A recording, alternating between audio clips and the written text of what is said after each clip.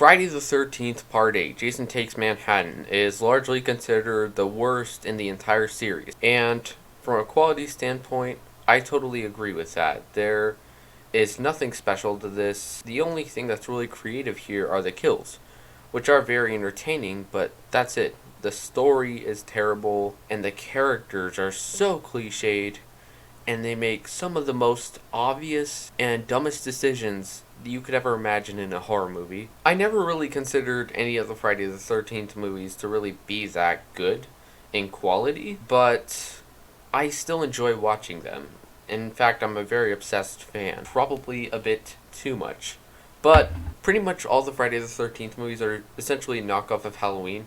Particularly the first one. Like, the opening scene alone is essentially a shot-for-shot knockoff of Halloween's opening scene. And a lot of it just feels so unoriginal. All the sequels are a copy and paste of the original. And it's this one where it actually starts to get really creative, which is something I can respect. And that's what, for me, gives it a lot of rewatch value, even though it's a terrible movie. One of the most obvious issues you'll notice when watching this movie is this film is titled Jason Takes Manhattan, but the first 2 acts of this movie is literally on a cruise ship. You only get to see New York in the final act. That's it. It's very heavily mismarketed. I don't understand why they couldn't have titled it Jason Takes a Cruise Ship.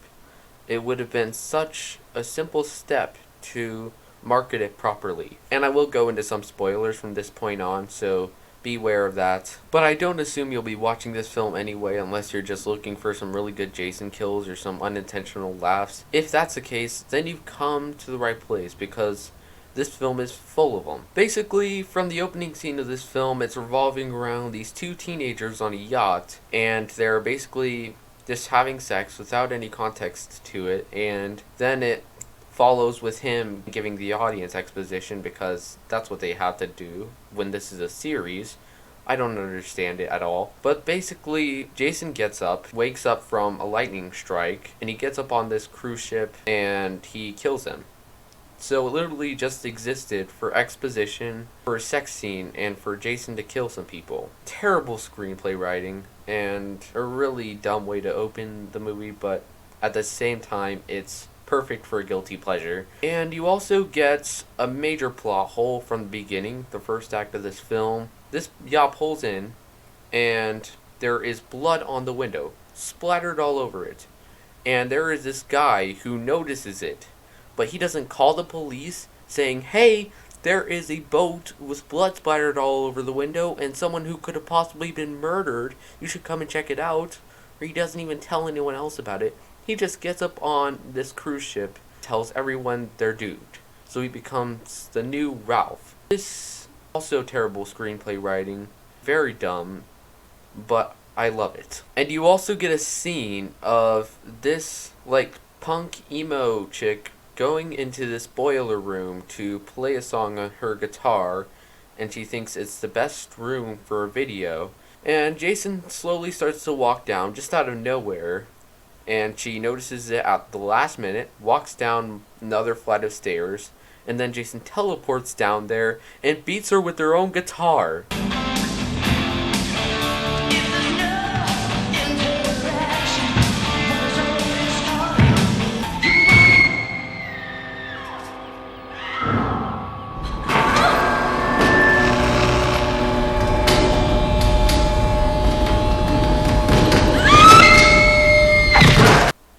I'm not kidding.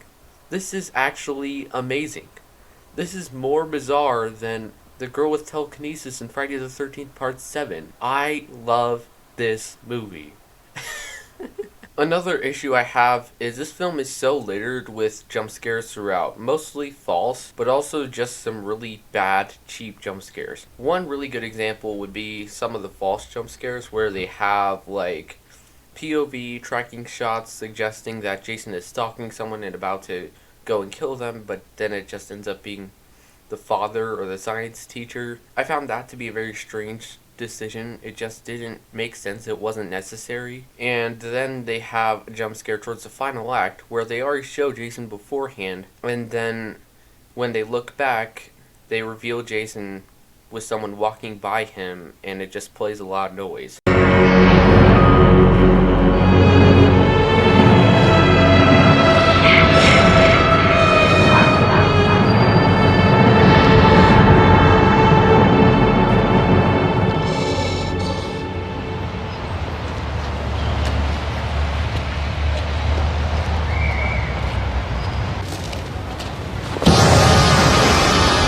Terrible jump scare, completely effortless, and I just don't understand why. Another decision I found to be very strange in this film was there be random flashback sequences with this main character, and it'd be Jason popping up through a mirror, but not regular Jason. It would be the little boy version of Jason that was drowning. It just felt so out of place. It didn't make any sense, and I guess they thought it was terrifying, but really, it was just unintentionally hilarious.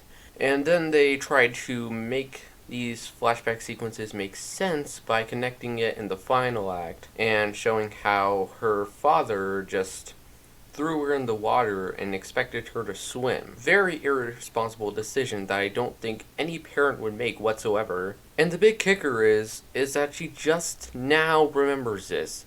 She just now gets angry with her father about this. It's very unrealistic. Like, how did she not bring this up at any point beforehand while they were literally on a cruise ship? And it was a very forced plot point to get her to run away from her father with her boyfriend and to get him killed and isolated by Jason. Very terrible screenplay writing. And the characters in this film make horrible decisions. For one, particularly the character of Julius, he literally suggests that they should split up. Can you make a more obviously bad choice than that? Like, that is the most cliched bad decision ever made in slasher movies. And this film is a bane of that. And you also get a scene where Jason Voorhees is chasing Julius, and he climbs up the ladder to get onto the rooftop of the building, and Jason also gets up there too.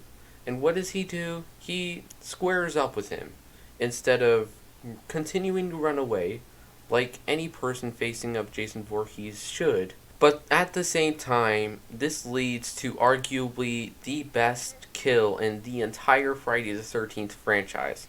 And I love every second of it. Take your best shot.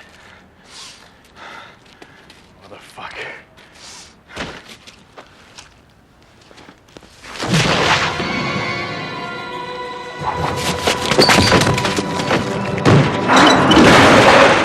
This entire final act is just so messy, and it just collapses on itself entirely.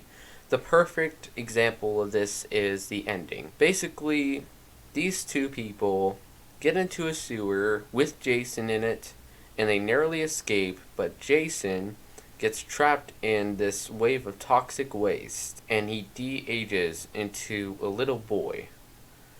Because that's how science works. I don't understand this at all.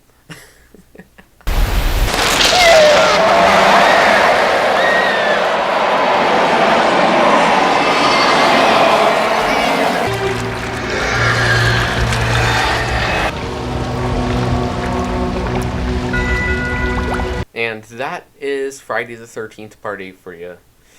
This is definitely the one installment of the series that I rewatch the most because it just has so much entertainment value and enjoyment in how so unintentionally hilarious it is in pretty much every aspect. And I've given you some of the best examples. You could tell the screenplay writer just thought of every cliche imaginable and just put something really crazy and bizarre together, and there wasn't really any flow or structure to the story whatsoever. And I think that's why this film is just so bad, among the fact that it's Jason on a cruise ship. That should speak for itself, to be totally honest. This is just the type of bad movie where you can just sit back with some friends and just enjoy some really entertaining kills. It's the perfect movie to watch within the Friday franchise if you're looking for a place to start, or if you just want to see a really unintentionally hilarious horror movie. This is your go. And as always, I hope you enjoyed this review. Be sure to like, comment, and subscribe if you want to see more. And I will see you in the next video.